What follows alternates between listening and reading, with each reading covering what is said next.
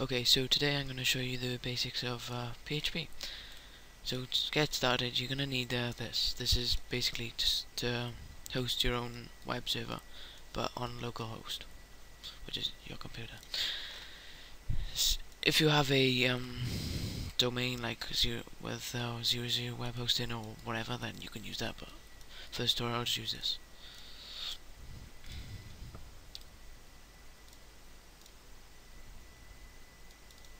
And it's right here. Okay. So in the first tutorial I'm going to show you how to sanitize input, but when I'm doing this I will be using MySQL instead of PP something like that. Can't remember the name, but anyway, I know it is deprecated, but it's probably the simplest form of well, database management crap. Anyway, get started. Just make not a zip file, a text file, and just call it index.php.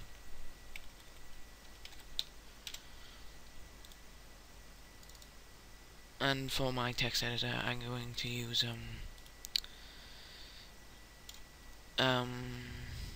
Sublime Text 2.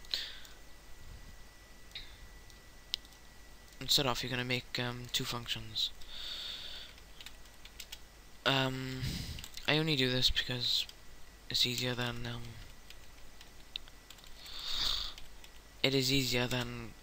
keep repeating the same kind of thing over and over. That is what functions are for.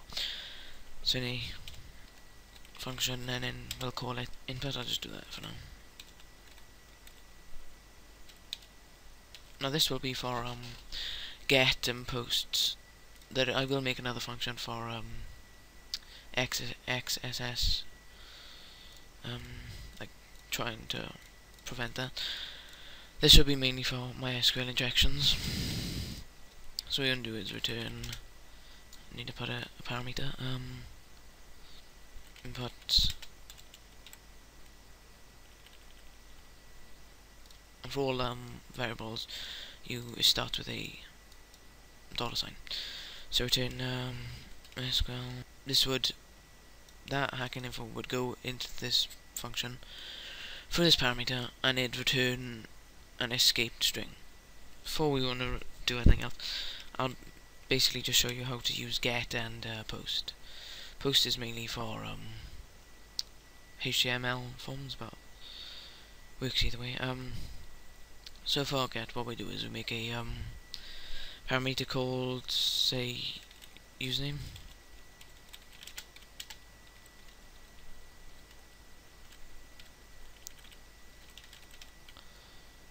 Now remember to sanitize it. Now what I want to do is echo that username, just as a test, really. So if I do this now, I can't remember the hotkey.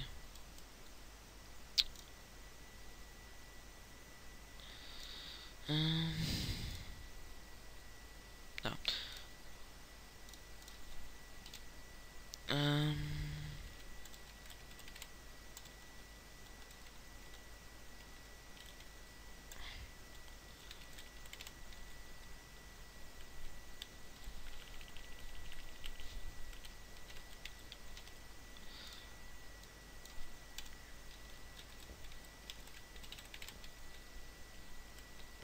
So that basically turns the errors. So if I refresh, shouldn't get that. Yeah, shouldn't get anything. So now notice that it's also hosted on the port 5000. You may need a port forward, but I didn't because I have UPnP enabled. So basically, get is this. So username equals, say, put it equals to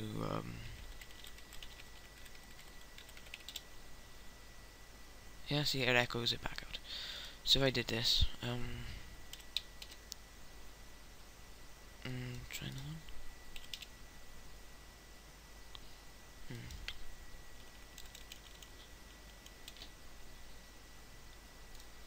one. Anyway, can't remember exactly what that does, to be honest. But it does help you. Oh yeah, because it's meant for MySQL. I keep forgetting that. But you know, it's right there. Yeah. Anyway, next I think we should well, I'll show you different operators like if and or etc. So I'll just show you a basic login using get, even though it's not the best method. So make another variable password.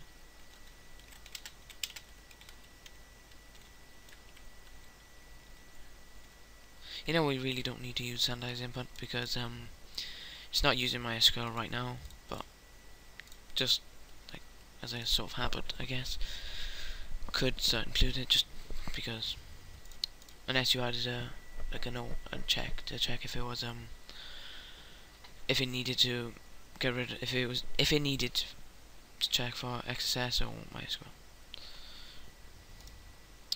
So this will be password. So now I'll do username equals test.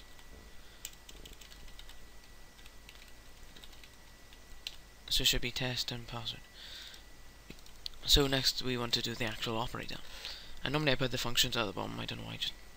Just do really. It's easier to handle stuff. So first we're going to do an if statement. It goes like so.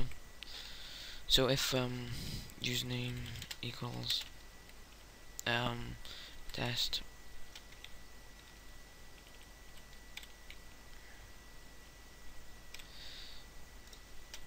and password equals pass, then so basically this just checks if username equals test, which it does, password equals pass, which it does, then it should do whatever I do in here. So I'll do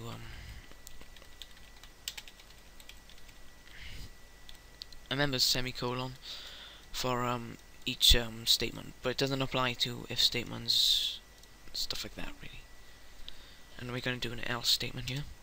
So if it does, one of them doesn't meet the specification, then let go or do whatever we state here. So I'm going to do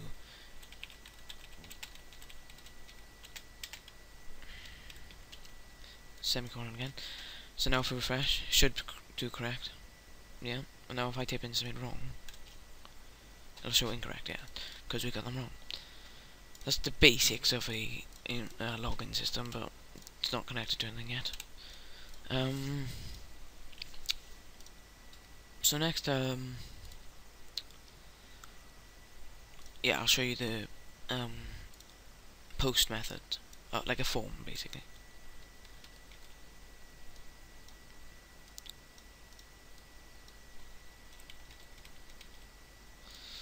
Right, so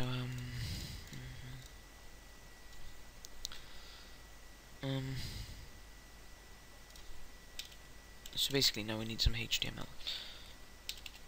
So from action equals, that means that basically that it sends the data to its own page itself. If we did this, put that there, and then method equals post. But if this was like, if we keep that as that, we'd have to change that to get, and it could send the data like that. It would send it to it like that.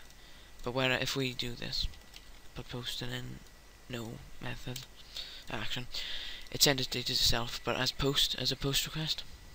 So it wants to show the data here. We'll have to use a form to send the data, as we do now. Well, even with a get, it still use the form, but we can optionally use like put the parameters in there, which is quite useful in some cases, like a software login or of some sort. Anyway, we're gonna do an input. So input text type equals text, name equals username, and then we're gonna use a table to sort our form.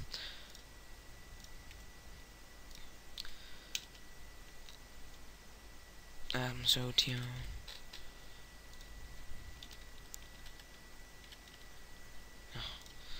I won't bother with indentation for now because it's just annoying. No, I only normally do it on PHP. It's on HTML. It just looks weird to me. Anyway, what we want to do is we want to say username, and always put your submit after the table end. I forgot to put a backslash.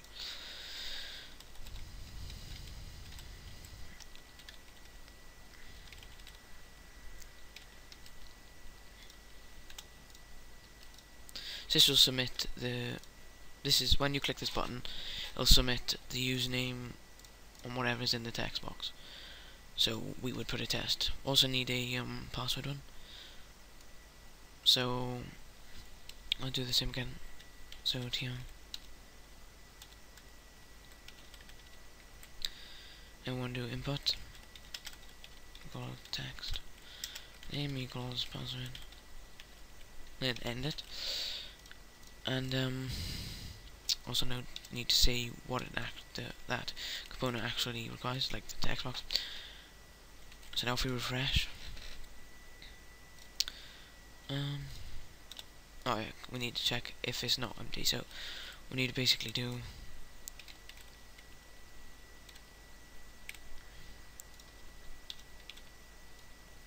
press tab to automatically indent inside like a new if statement. So if is set, so this checks if the user actually clicked submit.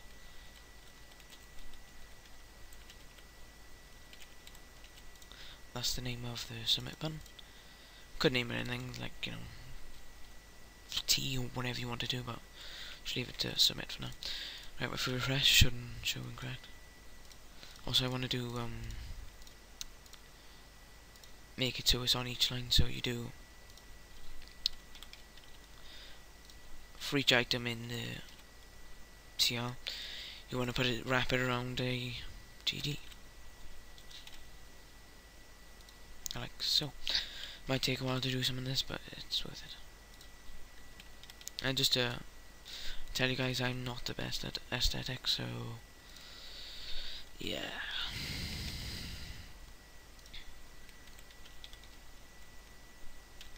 And that should put it properly. Might need a BR statement after that. What didn't I do?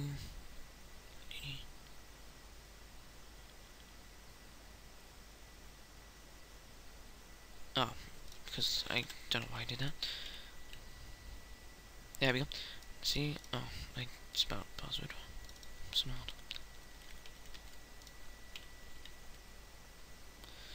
Okay, so you see how that it doesn't look the best, but you can easily like move it around and all that crap. I will be getting into CSS later on, but because I'm not the best at it, I won't do that straight away. Just the basic login for now.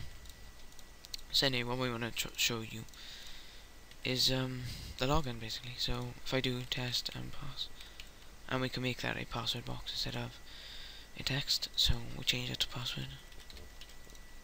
Refresh. Now when I type in there, and then that will be, I typed in pass. To show you, I'm just gonna change it. Wrong one. To text. See, it does still contain that. Now submit, and it should show the login was successful. Yeah, as you see. If I type it in wrong, any bit wrong, and then random data, it should show wrong. Yeah, there we go. Now that's a local login. And that's all for now. I'll see you guys in the next tutorial.